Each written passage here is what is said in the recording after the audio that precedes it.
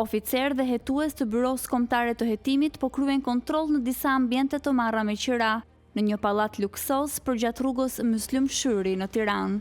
Operacioni po zhvillohet me urdhër të prokurorisë së posaçme dhe ka nisur që në orët e para të mëngjesit.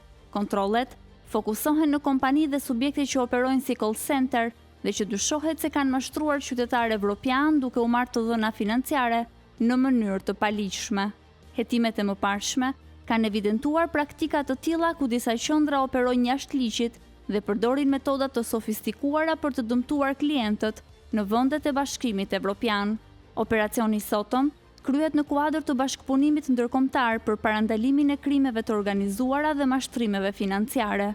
Deri më tani, nuk ka informacione zyrtare për emrat e personave të përfshirë apo kompanitë ku po ushtrohen kontrollet, por autoritetet pritet të japin detaje të tjera në vijim.